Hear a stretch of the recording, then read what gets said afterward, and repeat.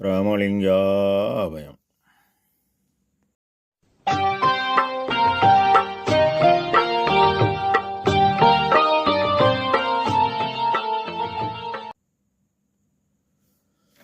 அருட்பெரும் ஜோதி அருட்பெரும் ஜோதி தனிப்பெரும் கருணை அருட்பெரும் ஜோதி எல்லா உயிர்களும் இன்புற்று வாழ்க, வள்ளல் மலரடி வாழ்க வாழ்க. திருச்சிற்றம்பலம். அருட்பெருஞ்ஜோதி ஆண்டவரின் பரிபூரண அருளை பெற்ற சிதம்பர ராமலிங்க சுவாமிகளின் திருவுருளை மனமொழிமையால் போற்றி பணிகின்றேன் தயவுடன். நாம் செய்த செயலின் நுழைவாக இன்ப துன்ப அனுபவங்கள் யாவும் வந்து கொண்டே உள்ளது. அவ்வாறு வருகின்ற துன்பம் யாவும் பொறுத்து எல்லா உயிரும் இன்பமாக வாழ எண்ணி நாம் செயல்பட்டாலே நமக்கு ஆன்ம லாபம் கூடும். அருட்பெருஞ்சோதி ஆண்டவரே, அமெரிக்காவுக்கும் இஸ்ரேலுக்கும் இவர்கள் சேர்ந்து ஈரானுடன் தொடுத்த போர் கிட்டத்தட்ட 32-33 நாட்களாக நடைபெற்று வருகிறது. இந்த போரில் எண்ணற்ற உயிர் சேதம், பொருட்சேதம் எல்லாம் நடைபெற்று கொண்டுள்ளது. பொறுமை உணர்வு இல்லை, தயவு இல்லை. எனவே இந்த உலக உயிர்கள் இன்பமாக வாழ அருள் புரிய வேண்டும். அருட்பெருஞ்சோதி அற்புத கடவுளே, தயவுடன். நம் பெருமான் 85 திருவருட்பேறு என்ற தலைப்பில் 2வது பாடலில், பயத்தோடு ஒருபால் படுத்திருந்தேன், என்பால் நயத்தோடு அணைந்தே நகைத்து, வயத்தாலே தூக்கி எடுத்து என்னை மேல் சூழலில் வைத்தனை, நான் பாக்கியவான் ஆனேன் பதிந்து என பாடலை பதிவு செய்கின்றார். உலகில் உள்ள மாந்தர் அனைவரும் இந்த தெய்வ நெறியை அடைய வேண்டும், மேலான பேரின்ப வாழ்வில் வாழ வேண்டும் என்பதே நம் பெருமானின் பெரும் விருப்பம். அதனால்தான் இயற்கை உண்மை கடவுள் தனக்கு எவ்வாறெல்லாம் அருள் புரிந்தான் என்பதை நாம் விளங்க ஐயா நமக்கு தெளிவாக்குகிறார். சரி, பயம் எப்போ வரும்? உள்ளொளி குறைய குறைய இருள் கூடும். அறியாமை கூடும்போது ஐயம், திரிவு, மயக்கம் 3ம் உடன் வந்துவிடும். நம் பெருமான் பயம் என கூறுவது மரண பயம்.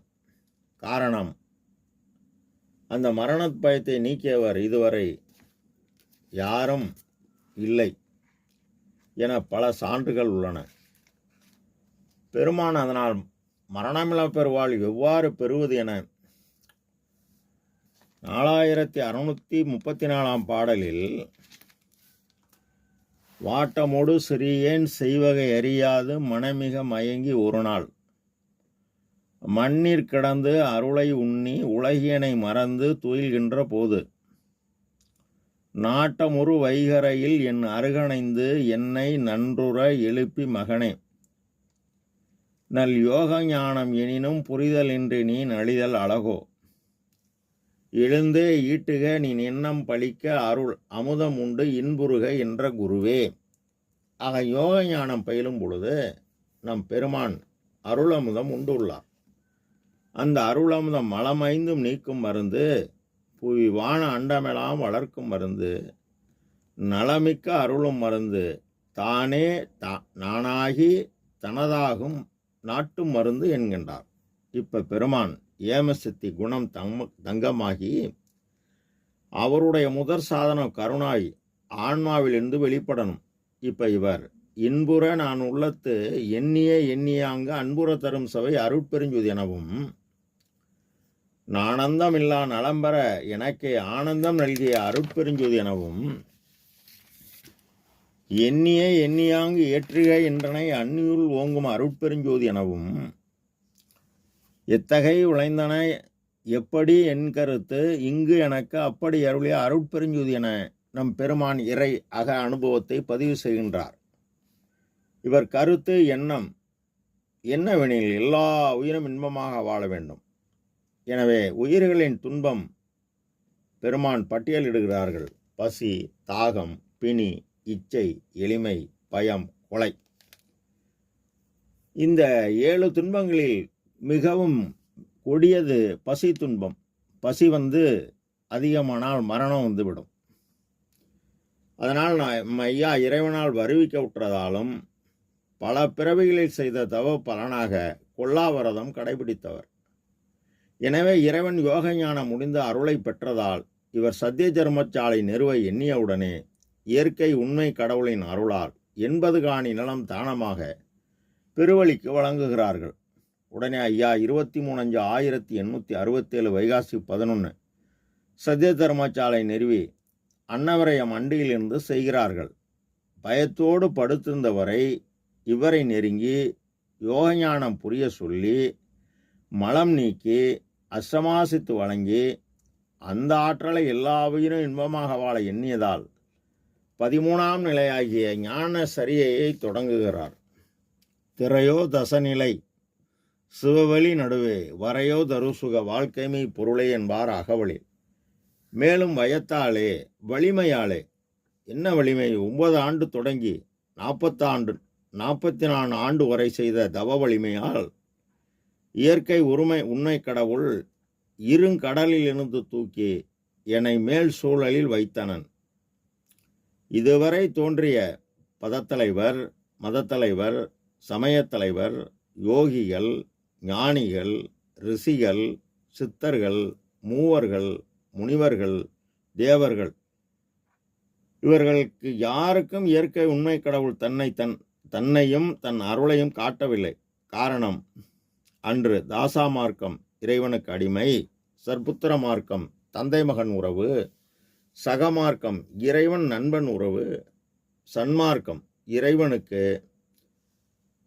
அடியார் உறவு. அதனால்தான் ஐயா அகவலில் இப்பொழுது இறைவன் நம் உயிரில் உள்ளார், உயிருள் யாம், எம்முள் உயிர், இவை உணர்ந்து உயிர் நலம் பரவுக என்ற சிவமே எனவும், உயிரலாம் பொதுவில் உளம்பட நோக்குக செயரலாம் விடுகன செப்பிய சிவமே என்கின்றார். சொன்னது மட்டுமன்றி இயற்கை உண்மை கடவுள் தனக்கு அருளியபடி நாம் மேலேற துறை இது, வழி இது, துணிவிது, நீ செய்யும் முறை இது என மொழிந்த மெய் துணையே என 23/5/1867 தருமச்சாலை நிறுவி வீடுதோறு இறந்தும் பசியாரா இந்த வெற்றரின் கோடான கோடி ஏழைகள் பசியை போக்க அன்னவரையம் செய்து சிறிய தயவு கொண்டு இயற்கை உண்ண கடவுளின் பெரிய தயவை பெற்றுவிட்டார். சாலை வழியாக சபைக்கு செல்ல வேண்டும். இந்த சாலை வழியாக இவருக்கு சபைக்கு செல்லும் பொழுது சபையென துளமென தான் அமர்ந்து பாதுகாப்பு வழங்கி சத்திய ஞான சபையை தன்னுள் கண்டு சன்மார்க்க சித்திகளெல்லாம் பெற்று தூக்கி எடுத்து என்னை மேல் சூழலில் வைத்தனே. அதாவது என்னை ஏறா நிலைமிசை ஏற்றியது தயவு. அந்த தயவுக்கு ஒருமை வர வேண்டும். ஒருமை வந்தால் தயவு வரும், தயவு வந்தால் சாந்தம் வரும் என்பார் நம் பெருமான். இவரை ஏறா நிலைமிசை ஏற்றியது தயவு. அந்த தயவு பெறுவதற்கு உறுதி பொருள் 4. நம் பெருமான் தயவு பெற்று அடைந்த உறுதி பொருள் 4: ஏமசக்தி, சாகா கல்வி, தத்துவ நிக்கிரகம், கடவுள் நிலை அறிந்த மயமாதல். அந்த கடவுள் நிலை அருள், அதை ஜீவகாரண்யம் செய்து அந்நிலை அறிந்த மயமாகியுள்ளார். நான் பாக்கியவான் ஆனேன் பதிந்து. எதனால் பாக்கியவானானார்?